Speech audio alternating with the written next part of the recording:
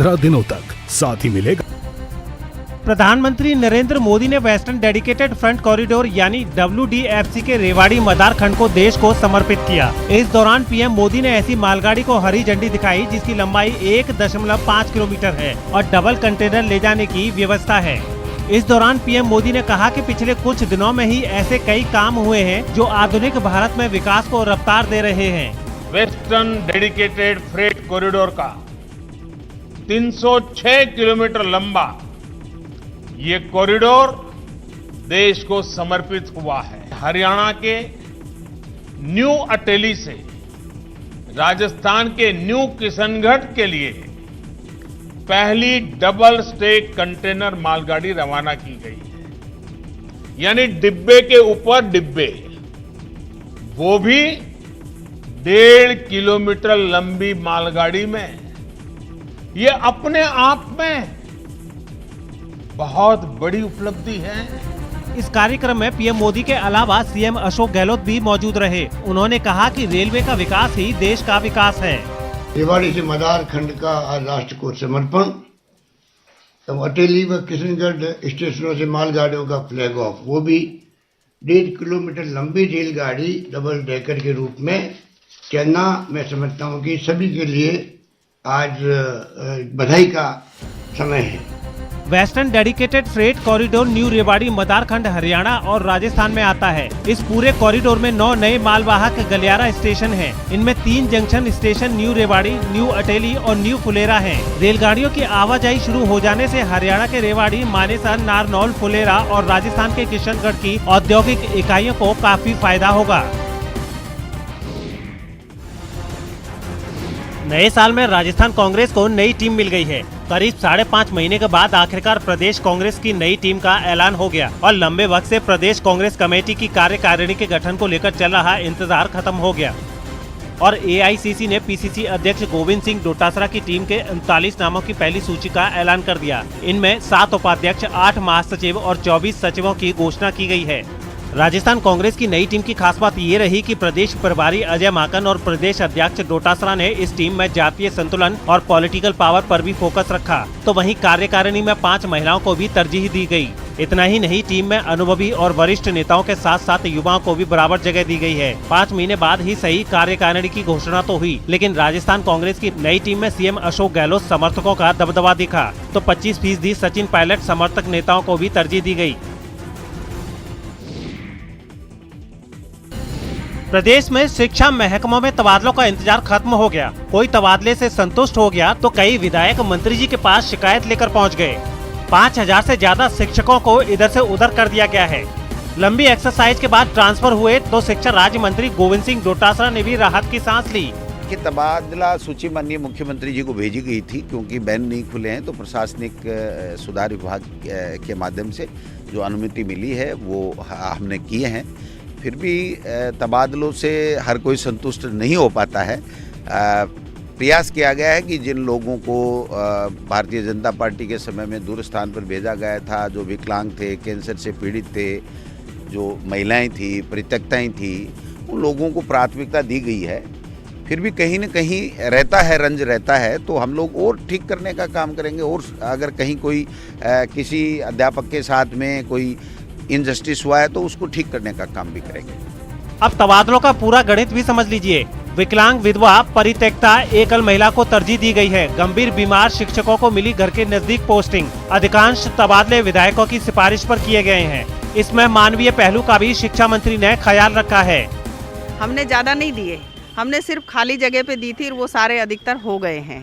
तो जो खाली जगह पे थे, जो बाहर थे, जो रिक्त स्थान पड़े थे, तो रिक्त स्थानों को भरने के लिए जगह नाम दिए थे। यूँ काफ़ी हद तक ट्रांसफर से जो हमारी इच्छा अनुसार हुई हैं, और जो कुछ कई डिस्प्यूट हो गई, कई मिस्टेक होगी, उनको हमने वापस शुद्धिकरण के लिए मंत्री महोदय को अभी बोला है।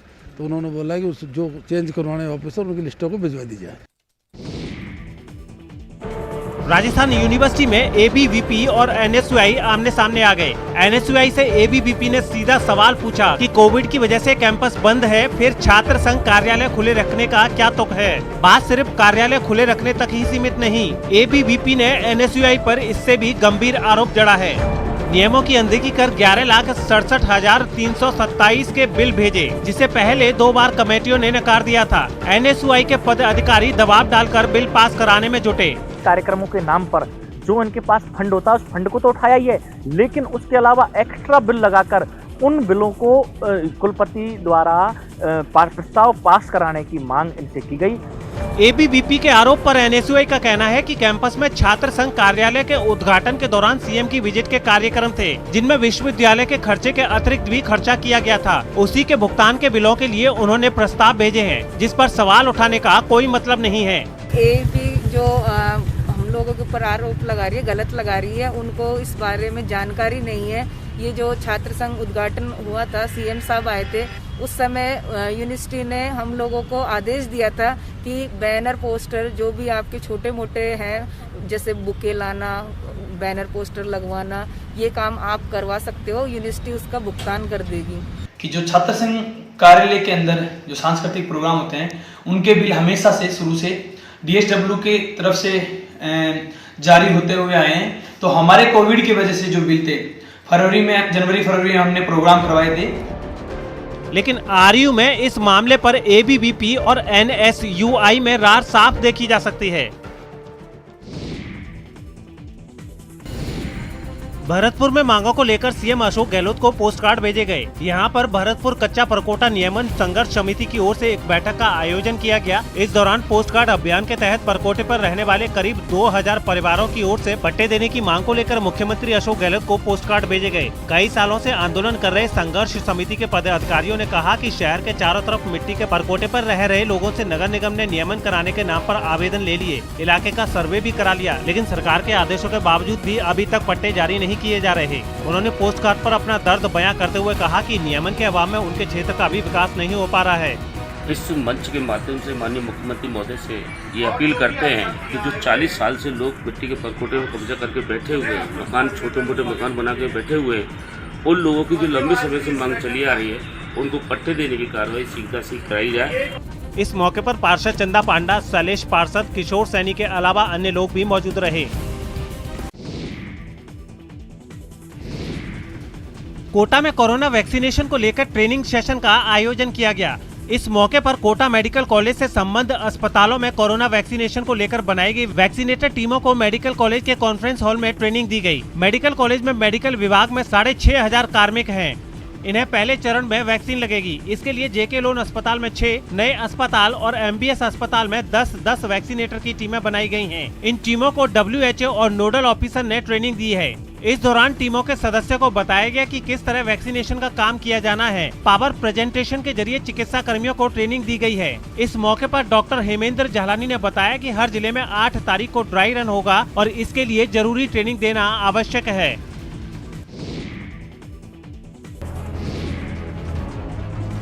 बाड़मेर में बदमाशों के हौसले इतने बुलंद हैं कि उन्होंने एक बीजेपी नेता की गाड़ी को आग के हवाले कर दिया। यहां पर बदमाशों ने बीजेपी नेता रूप सिंह राठौड़ की लग्जरी गाड़ी को आग लगा दी, जिसके बाद गाड़ी धू कर जलने लगी। जानकारी के मुताबिक बदमाशों ने रात के वक्त गाड़ी पर पेट्रोल छिड़का और फिर उसमें आग लगा दी। हालांकि आगजनी की ये पूरी वारदात घर के बाहर लगे CCTV में कैद हो गई। वहीं जानकारी के बाद पुलिस भी मौके पर पहुंची और पूरे मामले की जाँच में जुट गयी। लगभग 12:30 बजे आवाज आई पड़ोसी की गाड़ी में आग लग गई, क्या हुआ? मैं भी गया, ड्राइवर भी आया। तब तक हमने पानी की बाल्टियों से और मोटर स्टार्ट करके आग बुझाई और उसके बाद CCTV फुटेज देखा तो 2 लड़के मोटरसाइकिल पर आए। एक ने बोतल में लिया हुआ ज्वलनशील पदार्थ, शायद पेट्रोल होगा, वो छिड़का और उसके बाद दूसरे ने माची से तीली लगाकर उसको गाड़ी की बोनट पर फेंका। बीजेपी नेता रूप सिंह राठौड़ की माने तो वो रात को अपनी गाड़ी पार्क कर सोने की तैयारी कर रहे थे, लेकिन तभी पड़ोसी ने उनकी लग्जरी कार में आग लगने की जानकारी दी, जिसके बाद वो गाड़ी में लगी आग को बुझाने में लग गए और फिर पुलिस को मामले की जानकारी दी। चूरू के सादलपुर में बेखौफ बदमाशों ने एक ATM को उखाड़ दिया। एक बोलेरो और एक पिकअप कैंपर में सवार होकर बदमाश आते हैं और बहल सड़क मार्ग पर बने इस ATM को उखाड़ देते हैं, लेकिन जैसे ही बदमाशों ने ATM को गाड़ी में डालने की कोशिश की, वहां पर पुलिस पहुंच गई। जिसे देखने के बाद बदमाश एटीएम छोड़कर अपनी गाड़ी से मौके से भाग निकले। इस एटीएम में करीब 35 लाख का कैश भरा हुआ था। पुलिस ने एटीएम को लूटने से तो बचा लिया, लेकिन सभी बदमाश मौके से फरार होने में कामयाब हो गए। बताया जा रहा है कि सभी बदमाश हथियारों से लैस थे और पूरी प्लानिंग के साथ एटीएम उखाड़ने आए थे, लेकिन पुलिस के समय पर पहुंचने से उनके मंसूबों पर पानी फिर गया। हालांकि एटीएम उखाड़ने की वारदात कानून व्यवस्था पर सवाल उठा रही है, क्योंकि पूरे एटीएम को उखाड़ लेना हैरानी की बात है। पुलिस के हत्थे चढ़े ये वो शातिर हैं जिनकी करतूत ने चित्तौड़गढ़ पुलिस के दिन का चैन और रातों की नींद हराम कर रखी थी। पुलिस को जवाब देना भारी पड़ रहा था। फजीहत से बचने के लिए पुलिस ने सभी वारदातों को चुनौती की तरह लिया। पुलिस ने पूरी रणनीति के साथ तेल चुराने वालों को दबोचने के लिए एक विशेष टीम का गठन किया। कड़ी से कड़ी जोड़ी गई। इसके बाद आई वो खबर जिससे चित्तौड़गढ़ के बाशिंदों ने राहत की सांस ली। प्रयास किया और मुखबिरी तंत्र को सुदृढ़ बना करके हमने कल 2 अभियुक्तों को गिरफ्तार किया, जो देव किशन जाट निवासी चोपड़ा खड़ा है तथा बाबूलाल कालबेलिया जो गाड़ियावास का है, चंदेरा थाना क्षेत्र का। इनसे एक वेन तथा डीपी चोरी के अंदर जो अपरेटस काम में लेते हैं वो हमसे बरामद किए हैं। थाना अधिकारी हिमांशु सिंह को तेल के लुटेरों के थाना सर्किल तुर्किया में होने की खबर मिली थी। सूचना पर गठित टीम ने तुर्किया पहुंचकर 2 आरोपियों को लूट में इस्तेमाल होने वाले उपकरण के साथ दबोचकर उन्हें थाने लाई और दोनों आरोपियों से अलग अलग पूछताछ की। दोनों ने अलग अलग जगहों से करीब 90 ट्रांसफार्मर से ऑयल चोरी करना कबूल किया है। पुलिस का दावा है कि आरोपी ने पूछताछ में 105 वारदातों को अंजाम देना कबूल कर लिया है।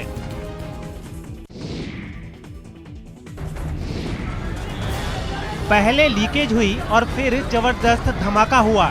इसके साथ ही वाल्मीकि बस्ती में आग के शोले उठने लगे। तस्वीरें टोंक जिला मुख्यालय की घनी आबादी वाले काली पलटन क्षेत्र की हैं। एक घर में खाना बनाए जाने के दौरान एलपीजी सिलेंडर में लीकेज हुआ और भीषण आग लग गई। कुछ ही देर में तेज दबाव से निकली गैस और आग से सिलेंडर में जबरदस्त विस्फोट हो गया, जिससे पूरी बस्ती दहल गई और अफरा तफरी का माहौल बन गया। सिलेंडर ब्लास्ट से घर में रखा सारा सामान आग की चपेट में आ गया। खबर के बाद मौके पर इलाके के पार्षद भी पहुंच गए और मौके का जायजा लिया। नाम का युवक, उसकी पत्नी 6-6:30 बजे चाय बनाने गई थी तो अचानक गैस सिलेंडर ने आग पकड़ ली और एक धमाका विस्फोट हुआ। उसके साथ घर में आग लग गई, पट्टियाँ टूट चुकी है। ये धमाका इतना जबरदस्त था कि घर की दीवारें और पट्टियां टूटकर नीचे गिर गईं। सूचना मिलते ही मौके पर फायर ब्रिगेड की टीम और कोतवाली थाना पुलिस भी पहुंच गई। इसके बाद आग पर काबू पाने के लिए मशक्कत शुरू हो गई। काफी देर बाद आग पर काबू भी पा लिया गया। आग की सूचना मिलते ही तुरंत यहाँ से गाड़ी को रवाना कर दिया गया 6:18 के ऊपर और यहाँ पर 6:22 पे गाड़ी पहुँच के आग को काबू कर लिया गया, परंतु सिलेंडर फट चुका है। कोटा शहर में कोरोना को लेकर लगातार जागरूक अभियान चलाया जा रहा है। इसी अभियान के तहत कोटा दक्षिण नगर निगम और एक एनजीओ ने मास्क वितरण किया। यहाँ घर घर मास्क मिशन जोरों से चलाया जा रहा है। इस दौरान लोगों को कोरोना के दुष्प्रभावों और मास्क से बचाव के बारे में बताया जा रहा है, जिसके तहत नगर निगम कोटा दक्षिण की कमिश्नर कीर्ति राठौर और सोसाइटीज हेज ईव इंटरनेशनल चैरिटेबल ट्रस्ट की ट्रस्टी डॉक्टर निधि प्रजापति के नेतृत्व में न्यू मेडिकल कॉलेज के सामने स्थित कच्ची बस्ती और खड़े गणेश मंदिर के आसपास 1000 मास्क वितरित किए गए। कमिश्नर कीर्ति राठौर ने लोगों को मास्क देते हुए समझाया कि हॉस्पिटल जाते वक्त घर से निकलने से पहले मास्क जरूर लगाएं। उन्होंने कहा कि अपनी रक्षा और स्वास्थ्य के साथ साथ दूसरों के स्वास्थ्य का भी ध्यान रखना बेहद जरूरी है और ऐसे ही बचाव से कोरोना को मात दी जा सकती है। हम कथा लिखते राम सकल गुण धाम की, ये रामायण है पुण्य कथा श्री राम की। ये रचना तब की है जब देशवासी लंबे लॉकडाउन के कारण अपने अपने घरों में कैद थे। ऐसे बुरे दौर में जालौर के भाई बहन ने वो कर दिखाया जिसकी इनके परिजनों ने भी उम्मीद नहीं की थी। 9 वर्ष के माधव और 6 साल की अर्चना ने दूरदर्शन पर रामायण देखकर रामायण लिखने का संकल्प लिया। हमको सबसे सर्वप्रथम रामायण पहले तो देखी, फिर उसके बाद हमारा मन हुआ कि पढ़ते हैं, तो 3 बार मैंने पढ़ी। फिर उसके बाद में हमारी इच्छा हुई कि हम लिख देते हो हाथों से, तो हमने हाथों से लिखी संपूर्ण रामचरितमानस। इसके लिए हमें 8 माह का समय लगा। भाई बहन ने न सिर्फ समय का सदुपयोग किया बल्कि समाज के समक्ष आदर्श उदाहरण प्रस्तुत करने का भी काम किया है, जिसकी जितनी भी प्रशंसा की जाए कम है। बाकी लोगों को भी इन बच्चों से ऐसे समय के सदुपयोग को जरूर सीखना चाहिए।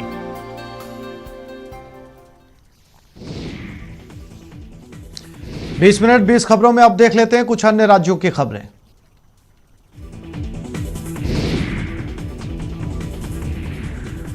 जम्मू कश्मीर के कुपवाड़ा में सेना के जवान भारी बर्फबारी के बीच फरिश्ते बन गए। सेना के जवानों ने एक गर्भवती महिला की मदद की। सेना के जवानों को खबर मिली थी कि एक गर्भवती महिला बर्फबारी की वजह से अपने घर में फंसी है। महिला का पति पंजाब के पठानकोट में काम करता है। महिला की किसी भी वक्त डिलीवरी होने वाली थी। खबर के बाद सेना के जवान महिला के घर पहुंचे, उसे कंधे पर लादा और कई फीट बर्फ को मात देते हुए महिला को अस्पताल में भर्ती करवाया, जहां पर महिला ने एक बच्चे को जन्म दिया। इतना ही नहीं, डिलीवरी के बाद सेना के जवानों ने मां और बच्चे को वापस घर पहुंचाने में भी मदद की।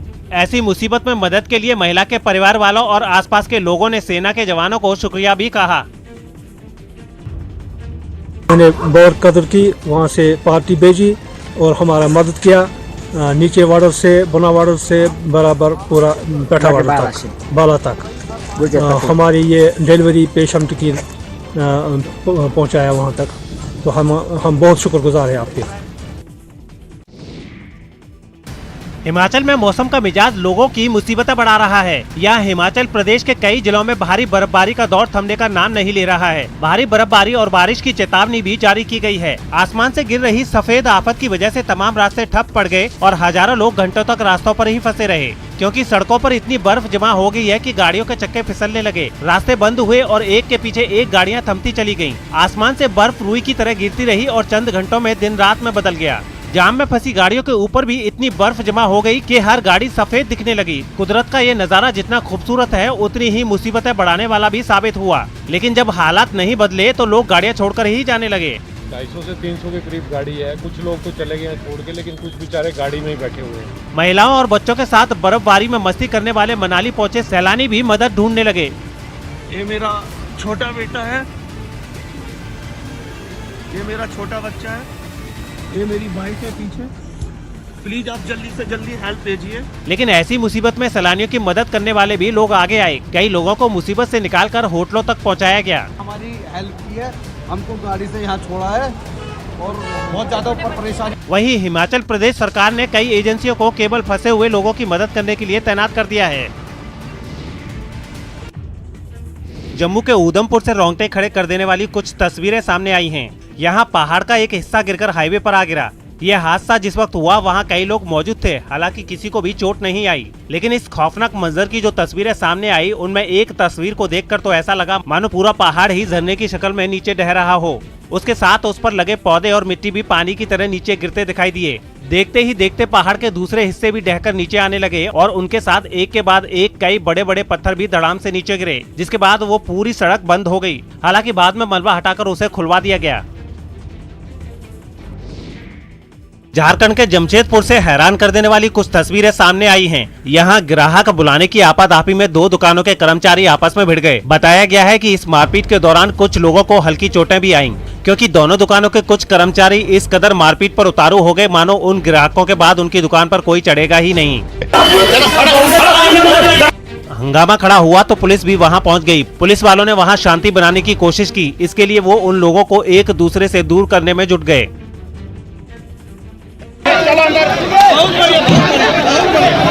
लेकिन बवाल कर रहे कर्मचारी भी ऐसे कहां मानने वाले थे। वो एक दूसरे से दो चार होते रहे। जब काफी देर तक भी इन लोगों को समझ नहीं आई तो पुलिस वालों ने उन पर लाठियां बरसाना शुरू कर दिया। डंडे पड़ने शुरू हुए तो सब तितर बितर भी होने लगे। तब जाकर हंगामा शांत हो सका। हालांकि बाद में दोनों पक्षों के कुछ लोगों ने थाने पहुंचकर अपनी शिकायत दर्ज कराई। जमा हो गए और जोरदार हंगामा करने लगे।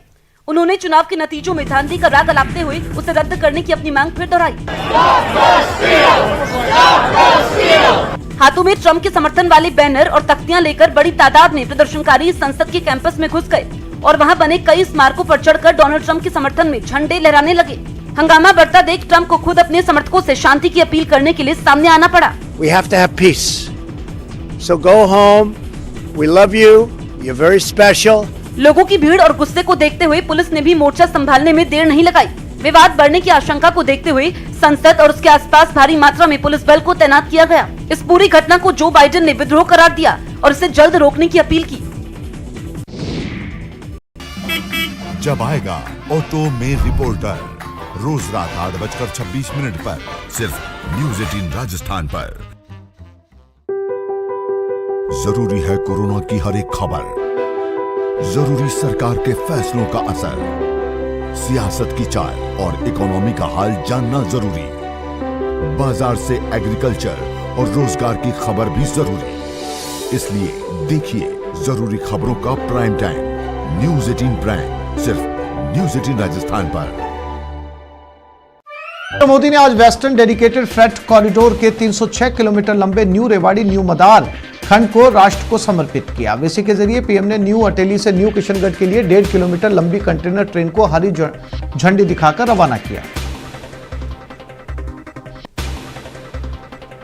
इस मौके पर सीएम गहलोत ने कहा कि सरकार किसी भी पार्टी की हो, ईमानदारी और बिना भेदभाव के देश का विकास ही एकमात्र लक्ष्य होना चाहिए।